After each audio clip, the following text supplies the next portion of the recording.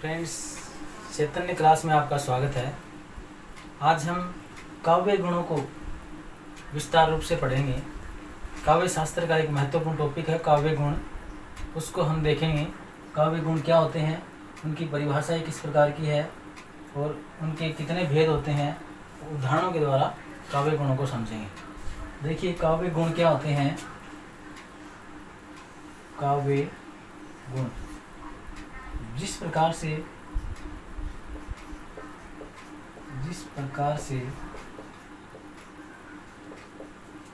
मनुष्य में सचरित्रता,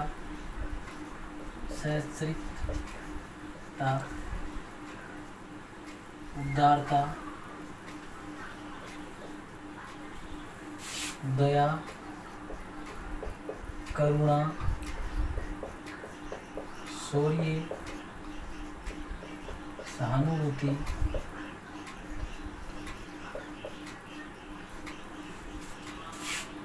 इत्यादि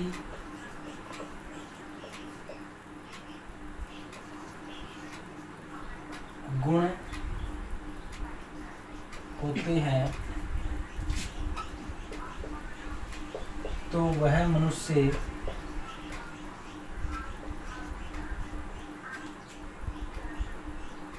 इज्जत का पात्र होता है।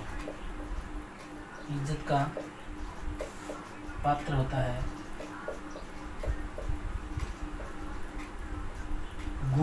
गुणी या गुणवान होता है।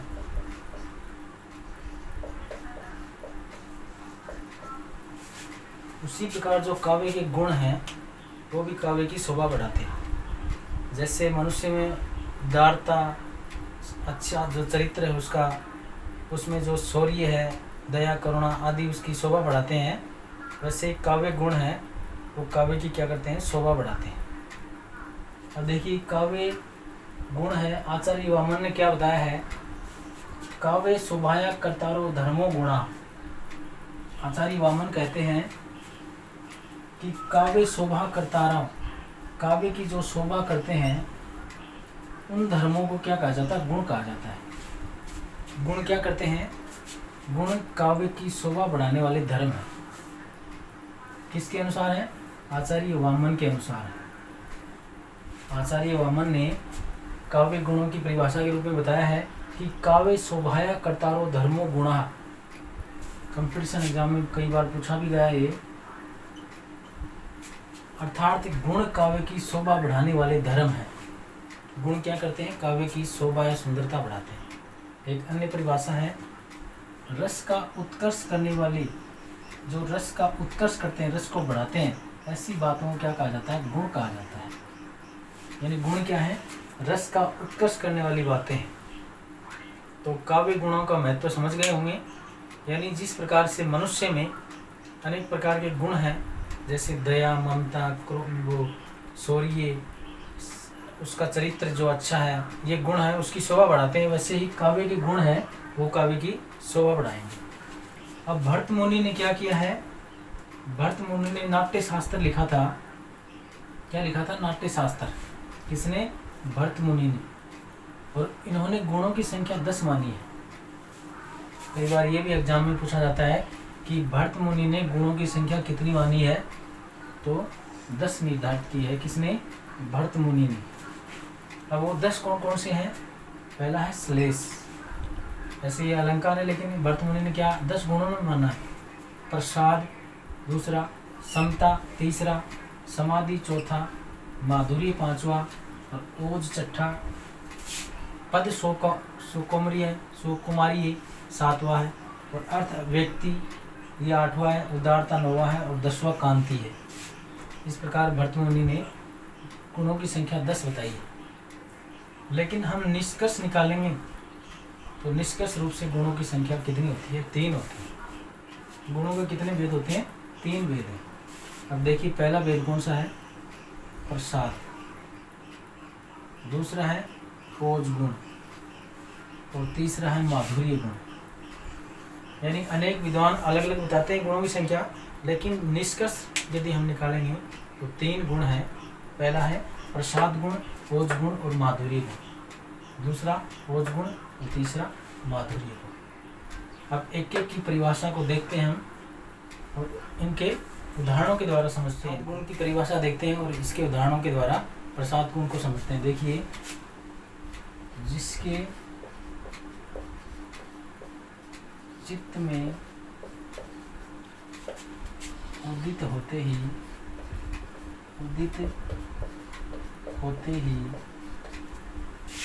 अर्थ स्पष्ट हो जाए,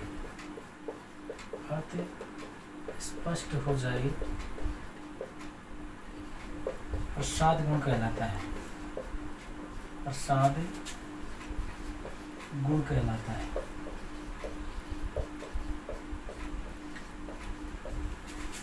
यानी जिसके चित्त में, जिस भी हृदय में ये क्या होगा, उदित होगा, तो अर्थ है अपने आप ही स्पष्ट हो जाएगा।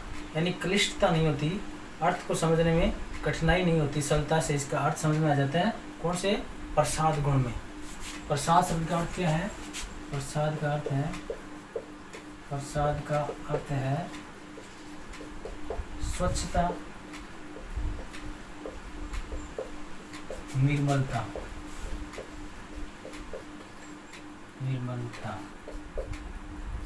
यानी प्रसाद शब्द का अर्थ है स्वच्छता या निर्मलता।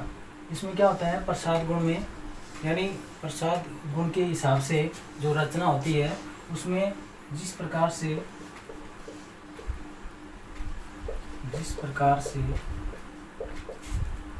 सूखे काष्ठ में अग्नि शीघ्र ही प्रज्वलित हो जाती है,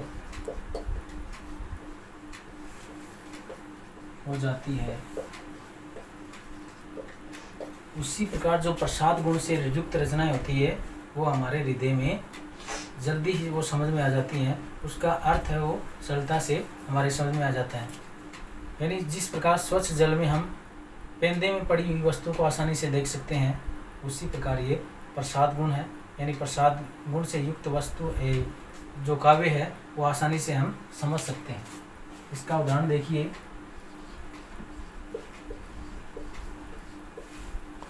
जितनी भी प्रार्थनाएं हैं वो सारी प्रसाद गुण के अंतर्गत आएंगी। जैसे मिलता है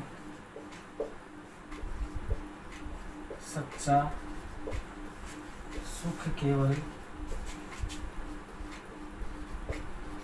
भगवान तुम्हारे चरणों में, भगवान तुम्हारे चरणों में। ये एक ईश्वर प्रार्थना की एक पंक्ति है। यानी इसको पढ़ते ही हमारे अर्थ समझ में आ जाता है। यानी मिलता है सच्चा सुख मिल रहा है। कहाँ मिल रहा है? भगवान तुम्हारे चरणों में, ईश्वर तुम्हारे चरणों में सच्चा सुख है वो प्राप्त हो रहा है। यानी इन लाइनों को, इन पंक्तियों को पढ़ते ही हमारे अर्थ है वो स्पष्ट हो जाता है हमारे सामने। और क्या होता है, उसको हम भावार्थ को हम समझ सकते हैं आसानी से। तो ऐसे पंक्तियों में कौन सा गुण होता है? प्रसाद गुण होता है। ऐसी रचनाएं होती हैं जिसको आसानी से समझ सकते हैं। और भी एक प्रार्थना का उदाहरण है, विनती सुन लो हे भगवान, हम हैं बालक नादान, हम हैं बालक नादान। यानी ये भी प्रार्थना की पंक्ति है कि हे भगवान हमारी विनती सुन लो, हम बालक नादान हैं, अबोध बालक हैं, हमारी विनती आप सुनो। तो इस प्रकार की पंक्तियों को पढ़ते हमारा हम अर्थ हैं वो समझ जाते हैं। तो ऐसी रचनाएं प्रसाद गुण के अंतर्गत आती हैं। कौन से गुण के अंतर्गत आती हैं? प्रसाद गुण के अंतर्गत आती है। यानी इसकी पहचान बताई थी, स्वच्छता, निर्मलता। जिस रचना को पढ़ते ही उसका अर्थ स्पष्ट हो जाता है। जिस प्रकार सूखे काष्ठ में, सूखी लकड़ी में अग्नि अपने आप प्रज्वलित हो जाती है, जैसे पानी में पड़ी हुई, स्वच्छ पानी में पड़ी हुई वस्तु साफ दिखाई देती है पेंदे में भी, उसी प्रकार प्रसाद गुण युक्त जो रचना है उसका अर्थ पढ़ते ही हम समझ सकते हैं। दूसरा कौन सा है गुण? दूसरा है ओज गुण, ओज गुण। इसका देखिए, इसकी परिभाषा है वह रचना जिसको पढ़ने से या सुनने से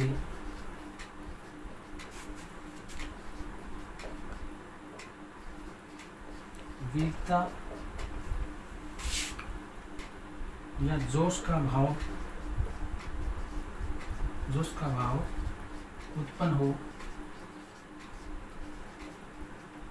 वह रचना ओज गुण से युक्त होती है, ओज गुण से युक्त होती है।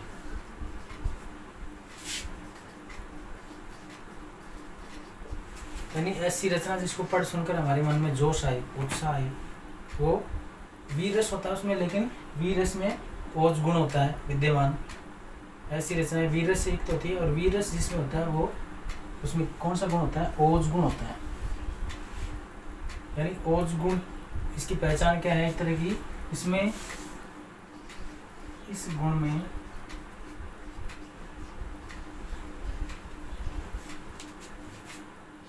टय वर्ग की अधिकता होगी। टय वर्ग कौन सा होता है?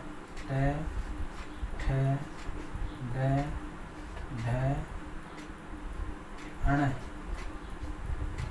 की अधिकता होगी।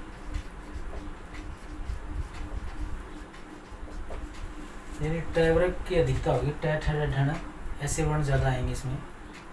और कठोर शब्दावली होगी, कर्ण कटु या कठोर शब्दावली होगी, कठोर शब्दावली। संयुक्त व्यंजनों का प्रयोग होगा, संयुक्त व्यंजनों का प्रयोग होगा।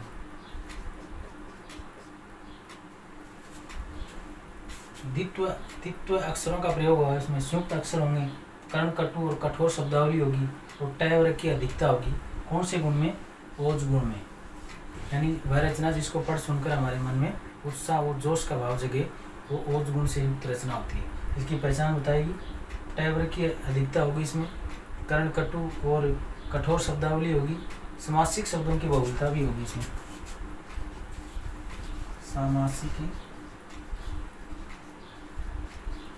शब्दों की बहुलता।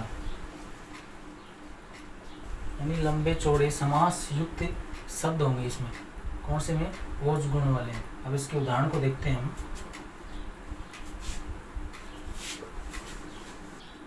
अब ओज गुण का उदाहरण देखिए, हिमाद्री तुंग श्रृंग से प्रबुद्ध शुद्ध भारती, स्वयं प्रभा समुज्ज्वला स्वतंत्रता पुकारती। यानी ऐसी रचनाएं जिसमें जोशीला भाव हो, देशभक्ति की कविताएं हों, वो ओज गुण से युक्त होती हैं। देशभक्ति की जितनी कविताएं हैं वीर रस से युक्त हैं, उसमें क्या होता है? ओज गुण होता है। दूसरा है रुंड गिरे गज झुंड गिरे कट कट अवनी पर मुंड गिरे। इसमें क्या हुआ है? यानी इसमें टय वर्ग की अधिकता है। यानी रुंड में ड आ रहा है, टय वर्ग का अक्षर है, झुंड में भी आ रहा है ड, टय, यहाँ भी टय है, और मुंड में भी ड आ रहा है, तो टय वर्ग की अधिकता होगी। टय वर्ग में कौन कौन से आएंगे? ट, ठ, ड, ढ और अण, इनकी अधिकता हो रही है। तो इनकी अधिकता होते ही ओज गुण प्रभावी हो जाएगा। यानी ओज गुण की परिभाषा आपको बता दी थी, वीर रस से युक्त रचनाओं में ओज गुण होता है, जिसको पढ़ सुनकर हमारे मन में उत्साह का भाव जगे, शौर्य का जगे, वो ओज गुण से युक्त होती है। अब तीसरा जो गुण है वो माधुर्य गुण है। माधुर्य गुण, इसकी परिभाषा देखिए, वह रचना जिसको पढ़ सुनकर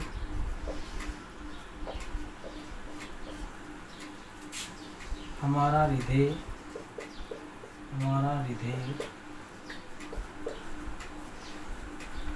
आनंद से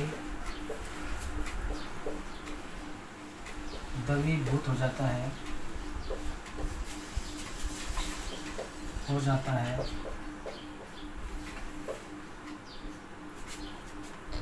माधुर्य गुण कहलाता है, माधुर्य गुण कहलाता है।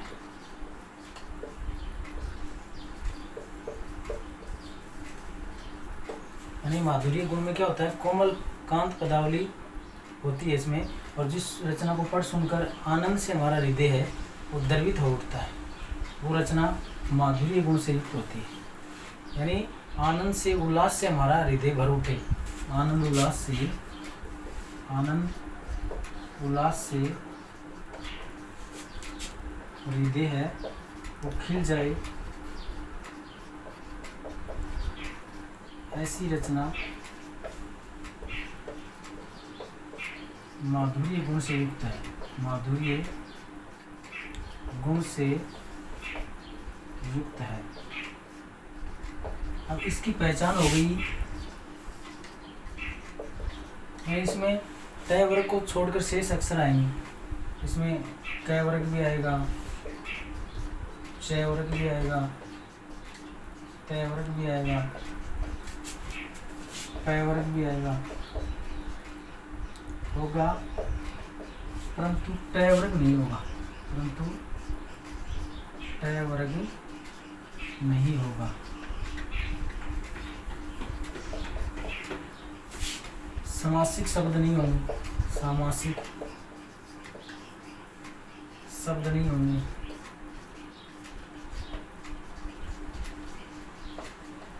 और कोमल कांत पदावली होगी इसकी, कोमल कांत पदावली।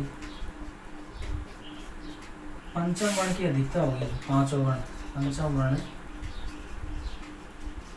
की अधिकता, यानी नाक के द्वारा बोले जाने वाले अक्षर जैसे ये, मैं, अंगय, अण, न, इनकी अधिकता होगी इसमें, ये, मैं, गण, इनकी अधिकता ये पहचान के तौर पर होगा। यानी ट वर्ग नहीं होगा इसमें, बाकी वर्ग होंगे, समासिक शब्द नहीं होंगे इसमें, छोटे समास होंगे, कोमल कांत पदावली होगी, और पांच वर्ण की अधिकता होगी। नाक के द्वारा बोले जाने वाले अक्षर कौन से, माधुर्य गुण में होंगे। अब माधुर्य गुण का उदाहरण देखते हैं हम।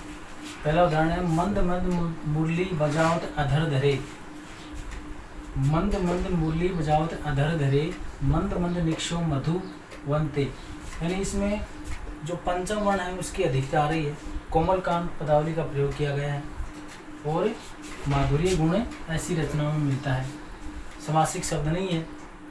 तो यहाँ कौन सा गुण है, माधुर्य गुण है, यानी श्री कृष्ण भगवान का वर्णन किया गया है। मंद मंद आवाज़ में मुरली बजाते हैं, अपने होठों पर धरी हुई है मुरली, और मंद मंद गति से वो मधुबन से निकल रहे हैं। तो ये उनकी इस रचना में माधुर्य गुण का वर्णन किया गया है।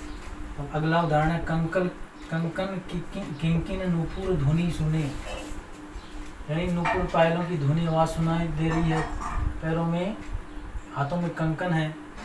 तो इस प्रकार के पंचम वर्ण है इसमें अधिकता, नासिक के वर्णों की अधिकता है, जो नाक के द्वारा बोले जाते हैं, नासिका के द्वारा बोले जाते हैं, और समासिक शब्द नहीं है इसमें, छोटे शब्द हैं, और ट वर्ग की अधिकता नहीं है।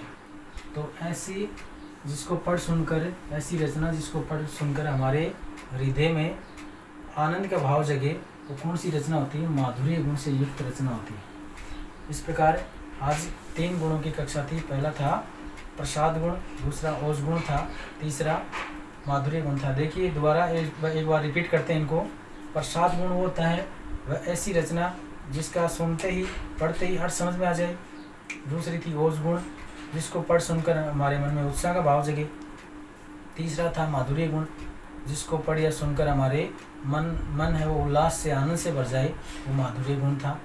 अब ये कक्षा किस प्रकार की लगी, आप अपने दोस्तों को ज़रूर शेयर करें, लाइक करें, और अच्छी लगी आपको तो ज़रूर सब्सक्राइब करें चैनल को। और आगे भी इस प्रकार की जो कक्षाएं हैं आपके लिए छोड़ी जाती रहेंगी। जो परीक्षा के उपयोगी प्रकरण है, संबंधित विषय सामग्री है, आपको नियमित मिलती रहेगी। जय हिंद, जय